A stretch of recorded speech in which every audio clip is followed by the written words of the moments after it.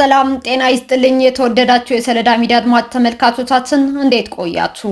ለዕለቱ መራርጠን ወደ እናንተ ለማድረስ ያዘጋጀናቸው አዳዲስ ትኩስና ወቅታዊ መረጃዎችን ይዘን ቀርበናል። መረጃዎቻችን እየተከታተላችሁ እስከ ፕሮግራማችን ፍጻሜ ከኛ ጋር እንድትቆዩ ከወዲሁ በታላቅ አክብሮት ጋብዛለሁኝ። የህወሓት አክቲቪስት ሰናይት መብራቱ በወንጀል ተጠርጥራ በቁጥጥር ስር መዋሏ ተገለጸ። የህወሓት አክቲቪስት በመሆን የምታገለግለው ሰናይት መብራቱ በ16 ሚሊዮን የሙስና ወንጀል ተጠርጥራ በቁጥጥር ስር እንደዋለች ተገልጿል። የአክራሪው የህወሓት ቡድን በግልጽ በመደገፍ የበርካቶችን ክብርና ስብዕናን በማንቋሸሽ ጊዜያዊ አስተዳደሩ በሚሰጣቸው ሹመቶች ጣልቃ በመግባት ሹመቶችን በመሻርና በማጽደቅ ሀሳብ የምታጋራ ሰናይት መብራቱ የተባለችው የአክራሪው የህወሓት ቡድን የፕሮፓጋንዳ ቃል አቀባይ በመቀሌ ከተማ ካሉት መንግስታዊ ባለስልጣናትና ከህወሓት ሰዎች ባላት ቀረቤታ ተጠቅማ ባለሀብቶችን መሬት እንድናሰጣችሁ ገንዘብ ስጡን በማለት ከሌሎች 4 የከተማው አስተዳደር ሰራተኞች ጋር ሙስና በመስራት ወንጀል ተጠርጥራ በመቀሌ ከተማ ሀድነት ክፍለ ከተማ ፖሊስ በቁጥጥር ስር እንደዋለች መረጃዎች ጠቁመዋል። ከባለሀብቶቹ ተቀበሉት የተባለው የገንዘብ መጠንም 16 ሚሊዮን ብር እንደሆነ ነው መረጃዎቹ እየጠቆሙ የሚገኙት። የአክራሪው የህወሓት ቀንደኛ ደጋፊ የሆነችው ሰናይት መብራቱ በአሁኑ ሰዓት ከ4 ሌሎች ተጠርጣሪዎች ጋር በመቀሌ ከተማ ሀድነት ክፍለ ከተማ ውስጥ በሚገኝ ፖሊስ ጣቢያ ታስራ እንደምትገኝም ተነግረዋል። እንደሚታወቀው ከኤርትራ ጋር ጽምዶ የተባለው ጥምረት በመመስረት የሚታወቀው ሌላኛው የህወሓት ቀንደኛ ደጋፊ በመሆን ሲያገለግል የነበረ ብርሃነ ገብረገርግስ ወይም በቅጽል ስሙ ልፍዓተይ ተስፋ ከወራት በፊት በነ ጀነራል ምግበ ኃይለ ትዕዛዝ ተይዞ እስካሁን በግል እስር ቤት እንደሚገኝ ይታወቃል። የትግራይ ወጣቶች ጦርነት በቃን የሚል ድምጽ እያሰሙ ነው ሲሉ አቶ ጌታቸው ረዳ ገለጹ። በትግራይ ክልል የሚገኙ ወጣቶች የኋላ ቀር ቡድኑን የጦርነት ጉሰማ በቃን በሚል ድምጽ እየተቃወሙት መሆኑን የጠቅላይ ሚኒስትሩ የምስራቅ አፍሪካ ጉዳዮች አማካሪ አቶ ጌታቸው ረዳ ገልጸዋል። አቶ ጌታቸው ረዳ አዲስ አበባ የሚኖሩ የትግራይ ወጣቶች ባዘጋጁት የውይይት መድረክ ላይ ተገኝተው እንደተናገሩት ትግራይ ክልል ውስጥ ያለው ወጣት አሁንም ጦርነት በቃን የሚል ድምጹን እያሰማ በመሆኑ ጦርነት የሚሰብከውን ኋላ ቀር ቡድን ሰላም በሚል ቃል ልናሸንፈው ይገባል ብለዋል። ባለፉት 30 ዓመታት ጦርነትን በመሸሽ የተጀመረው ስደት ወጣቶች ሀገራቸውን ጥለው እንዲሄዱ ማድረጉን ያስታወሱት አማካሪው አሁን ባለው ሁኔታም በትግራይ ክልል ውስጥ ያሉ ወጣቶች ተሰደው ለማለቅ 3 ዓመት የሚፈጅባቸው እንደማይመስል በመግለጽ የሁኔታውን አሳሳቢነት አብራርተዋል። ውይይት መፍትሄ ማስገኛ ዘዴ ቢሆንም ወደ ተግባር ካልተቀየረ ልምድ ሆኖ እንደሚቀር የጠቆሙት አቶ ጌታቸው ረዳ የተደራጁ ሀሳቦችን ተግባራዊ በማድረግ በጦርነት ቀስቃሾች ላይ ተጽዕኖ መፍጠር እንደሚገባም አሳስበዋል። አቶ ጌታቸው በውይይቱ ላይ የተሳተፉት ማንኛውም ፓርቲ ወይም አደረጃጀትን ወክለው ሳይሆን ትግራይን በማዳኑ ሂደት የሁሉም ድርሻ አስፈላጊ መሆኑን ስለሚያምኑ እንደሆነም ገልጸዋል። ጦርነትን አንፈልግም የሚለው የወጣቶች ድምጽ መቀሌ ከተማ መሽጎ ጦርነት የሚሰብከውን ቡድን ሊያስደነግጠው እንደሚችል የገለጹት አማካሪው ወጣቱ ድምጹን ይበልጥ ማሰማትና ለሰላም መደራጀት እንዳለበትም አስገንዝበዋል። የኢትዮጵያ መከላከያ ዩኒቨርሲቲ ከዓለም አቀፍ የክሊኒካል ኦፊሰሮች እና ሐኪሞች ማህበር በአፍሪካና ከዚያም በላይ ክሊኒካዊ ስልጠናን የሙያ እድገትንና ጠንካራ የጤና ሳይንስ ትምህርት መስክን ለማጠናከር ያለመ የአጋርነት የመግባቢያ ስምምነት ተፈራረመ። ስምምነቱን የፈረሙት የኢትዮጵያ መከላከያ ዩኒቨርሲቲ ፕሬዝዳንት ብርጋዴር ጀነራል ከበደ ረጋሳና የዓለም አቀፍ የክሊኒካል ኦፊሰሮችና ሐኪሞች ማህበር ፕሬዝዳንት ሚስተር ኦስቲን ኦዶር ኦቲኖ ናቸው።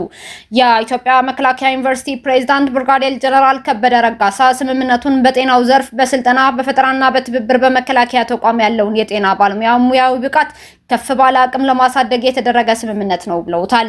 ዩኒቨርሲቲው በጤናው ዘርፍ ያለው ተቋማዊ ተልዕኮ ግልጽ ነው ያሉት ብርጋዴር ጀነራል ከበደ ብቁ ለሰራዊቱ በሕክምናው ዘርፍ ደጀን የሆኑ በሙያዊ ስነ ምግባራቸው የተጠናከሩ የጤና ባለሙያዎችን ማፍራት ከምንጊዜውም በላይ ልዩ ትኩረት ተሰጥቶታል ሲሉም አስታውቀዋል።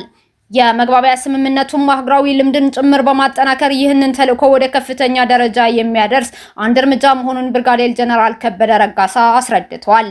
የጤና ሳይንስ ኮሌጅ ዋና ዳይሬክተር ኮሎኔል በላቸው ካሳይ ስምምነቱን በዋነኝነት የክሊኒካዊ ስልጠና ፕሮግራሞችን በተለይም የአደጋ ጊዜና የተቀናጀ የቀዶ ጥገና ኦፊሰሮችን ሙያዊ ብቃት በማጠናከር በጤናው ሳይንስ የትምህርትና የሙያ መስክ የአቅም ግንባታ የተቋማዊ የእውቀት ሽግግርና የተጠናከረ ምርምርና የአካዳሚክ ልውውጥ ለማጠናከር የሚያስችል ነው ብለዋል።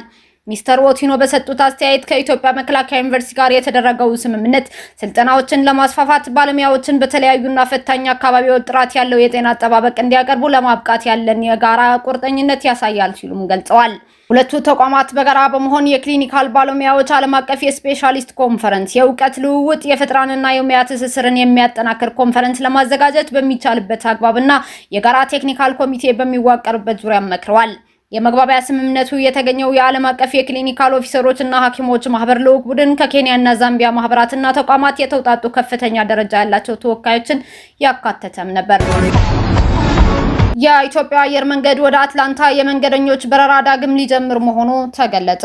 የኢትዮጵያ አየር መንገድ በአሜሪካ አትላንታ ከተማ ከፊታችን ግንቦት 13 ቀን 2018 ዓ.ም ጀምሮ የመንገደኞች የበረራ አገልግሎት ዳግም እንደሚጀምር ይፋ አድርጓል። አየር መንገዱ እንዳስታወቀው ከአዲስ አበባ ወደ አትላንታ የሚደረገው ይህ ቀጥታ በረራ በሳምንት ለ3 ቀናት የሚከናወንም ይሆናል። አትላንታ በአሜሪካ የንግድና የኢንዱስትሪ እንቅስቃሴ ከፍተኛ ስፍራ ያላት በዓለማችን እጅግ ስራ በሚበዛበት ሃርትስፊልድ ጃክሰን ዓለም አቀፍ አውሮፕላን ማረፊያ መገኛ ናት። ይህ መዳረሻ በአሜሪካ ለሚኖሩ ኢትዮጵያውያንና ትውልደ ኢትዮጵያውያን ምቹ የአየር ጉዞ አማራጭ ከመሆኑም በላይ የአፍሪካን ከሰሜን አሜሪካ ጋር በንግድና በቱሪዝም ይበልጥ ለማስተዳደር ትልቅ ፋይዳ ይኖረዋል ተብሎም ታምኖበታል። ከተመሰረተ 80 ዓመታትን ያስቆጠረውና አፍሪካን ከመላው ዓለም ጋር በማገናኘት ረገድ ግንባር ቀደም የሆነው የኢትዮጵያ አየር መንገድ በረራው ዳግም መጀመሩ በአሁኑ ወቅት በአሜሪካ እያደረገ ያለው የአገልግሎት ተደራሽነት ይበልጥም ያጠናክረዋል ተብሎለታል። አየር መንገዱ በአሁኑ ወቅት ዋሽንግተን ዲሲ፣ ኒውዮርክንና ቺካጎን ጨምሮ በተለያዩ የሰሜን አሜሪካ ከተሞች በረራዎችን በማስፋፋት ላይም ይገኛል። ኢራን ለላሪጅኒ ተተኪ መሾሟንና 61ኛው የጥቃት ዙር መጀመሯን አስታወቀች። የኢራን ውጭ ጉዳይ ሚኒስትር አባስ አራግቺ የአሊ ላሪጀኒን መገደል ተከትሎ ተተኪያቸው ወዲያውኑ መሾሙን አስታውቋል። አባስ አራግቺ የአሜሪካና እስራኤል የኢራን የፖለቲካ ስርዓት በጠንካራ ተቋማዊ መሰረት ላይ የተገነባ መሆኑን ሊረዳው ይገባል ካሉ በኋላ የስርዓቱ ጥንካሬ በማንኛውም ግለሰብ ላይ የተመሰረተ አለመሆኑና የውጭ ጉዳይ ሚኒስትሩ እንኳን ቢገደል ሌላ ሰው ቦታውን እንደሚረከብ በቁጭት ገልጸዋል። ሆኖም ኢራን እንደደረሰባት ጉዳት ተገቢው ካሳ የሚከፍል ከሆነ ጦርነቱን ለማቆም ከአሸማጋዮች የሚቀርቡ የሰላም ሀሳቦች ለመስማት ዝግጁ መሆኗንም ጠቁመዋል። በሌላ በኩል ኢራን ለላሪጅኒ ግድያ አጸፋ ለመመለስ በእስራኤል ላይ 61ኛው የጥቃት ዙር ማካሄዷን ይፋ አድርጋለች። የእስላማዊ አብዮታዊ ዘብ የሚሳኤል ጥቃቱን የሚያሳይ ተንቀሳቃሽ ምስል ያሰራጨ ሲሆን ግድያውን ለመበቀል የተጀመረው ይህ መጠነ ሰፊ ጥቃት በቀጠናው ያለው ውጥረት ይበልጥም አባብሶታል። ይህ በእንዲህ እንዳለ የኢራን የስለላ ሚኒስትር በእስራኤል መገደላቸው ተሰምቷል። በመከላከያ ሚኒስትር እስራኤል ካትዝና በእስራኤል መከላከያ ኃይል በይፋ በተረጋገጠው መሰረት እስራኤል የኢራኑን የስለላ ሚኒስትር እስማኤል ሀቲብን መግደሏን አስታውቃለች። ይህ ጥቃት በእስራኤልና በኢራን መካከል ያለው ውጥረት ወደ ከፍተኛ ደረጃ ያሸጋገረው ሲሆን እስራኤል ቁልፍ የሆኑ የኢራን ባለስልጣናትን ኢላማ የማድረግ ዘመቻውን አጠናክራ እንደቀጠለችበትም ያሳያል። የእስራኤል መከላከያ ሚኒስትር መግለጫ ጥቃቱ የተፈጸመበትን ሁኔታ በዝርዝር ባያብራራም ድርጊቱ በሁለት ሀገራት መካከል ያለውን ግጭት እንደሚያባብሰውም ይጠበቃል። ይህ ግድያ የተፈጸመው በመካከለኛው ምስራቅ ያለው ቀጠናው ያለመረጋጋት በጨመረበት በዚህ ወቅት ነው። እስማኤል ሀቲብ እንደ አውሮፓውያን አቆጣጠር ከ2021 ጀምሮ የኢራን የደህንነትና የስለላ ሚኒስትር በመሆን ሲያገለግሉ የቆዩ ሲሆን በእስራኤል ላይ ለሚሰነዘሩ ጥቃቶችና ሴራዎች ዋና አቀነባባሪ እንደሆኑም ሲታመኑ ቆይቷል። ይህ ክስተት ኢራን በቅርቡ ለተገደሉባት ከፍተኛ መሪዎች የአጸፋ እርምጃ እንደምትወስድ በዛተችበት ወቅት የተከሰተ በመሆኑ የቀጠናው ጂኦፖለቲካዊ ሁኔታ ወደ ቀጥተኛ ጦርነት ሊያመራ ይችላል የሚል ከፍተኛ ስጋትም ፈጥሯል። ከሰባቱ ቁልፍ የኢራን ከፍተኛ ባለስልጣናት 6ቱም ተገድለዋል። እስካሁን አብራችሁን ከኛ ጋር ስለነበራችሁ እያመሰገንኩኝ በሌሎች መረጃዎች እስክንመለስ እንደተለመደው የሶለዳ ሚዲያ ቤተሰብ በመሆን ላይክ፣ ሼር፣ ሰብስክራይብ ማድረጋችሁን አትርሱ። አዳዲስ ትኩስና ወቅታዊ መረጃዎቻችን በቶሎ እንዲደርሷችሁ የደወል ምልክቷን ይጫኑ። ስኬት፣ ድልና ሰላም ለኢትዮጵያውያን። ሶለዳ ሚዲያ